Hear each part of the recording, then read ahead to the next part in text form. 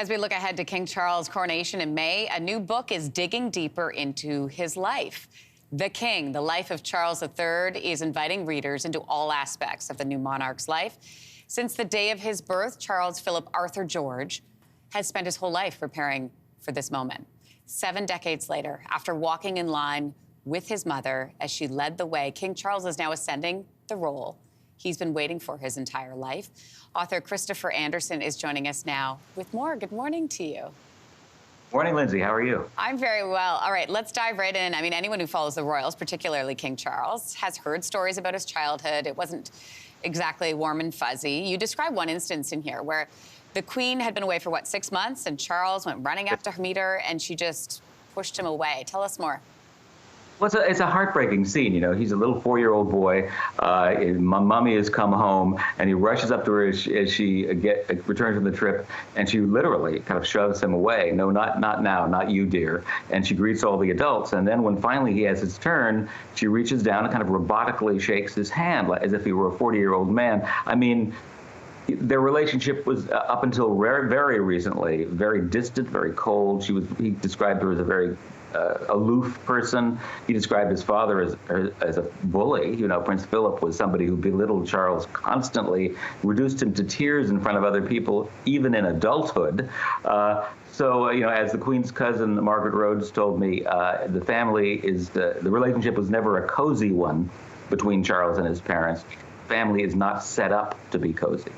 And you describe him as a man who has always seen himself as a, quote, victim. How so?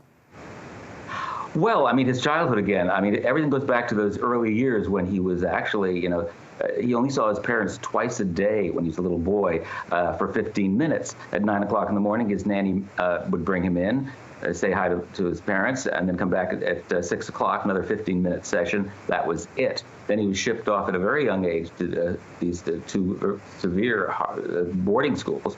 The second one, Gordonston, Scotland, he described as a equivalent to a German POW camp. You know, he was miserable. He called it pure hell, and there was a reason for that. I mean, he was beaten by the other children. He was abused by the other children, the older kids. You'd think they'd cozy up to the king, but no, that wasn't it. Nobody wanted to look like what they called a suck-up. So, you know, you got more points with the other boys if you were brutal toward Charles as a boy. So it's sad. That's how he grew up. And then, of course, he was up against the image of his mother as an adult. He would often say, I just hope that they, you know, that his subjects eventually would love him as much as they loved his mother and as much as they loved his first wife, Diana. He's always felt the shadow of other people. Christopher, there are some, let's say, quirky revelations in here, allegations that he traveled with a teddy bear well into his 40s. There are allegations that he travels with his own ice cube trays because he doesn't like the sound of square cubes. I mean, how do you source that kind of information? How do you know it's true? Ballets have said it repeatedly, you know, a series of them. As a matter of fact, he still travels with the teddy bear.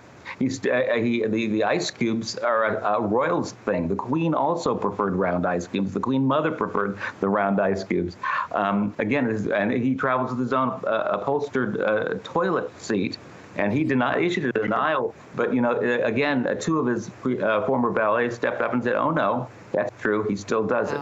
But a lot of other interesting little tidbits in the book about his preferences. He has a huge temper, by the way, which I discussed in there. More about that.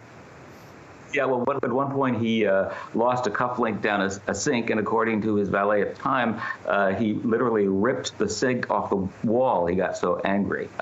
He did that on 2 occasions. Another time he, tried to strangle one of his butlers. Another time he so frustrated with a stuck window that he threw a chair through the window to get some fresh air. And this wasn't even at his own house, the house of a friend that he was staying at. So indeed, he has a volcanic temper. And we got a glimpse of it, by the way, when he was signing those papers recently in Scotland after becoming king.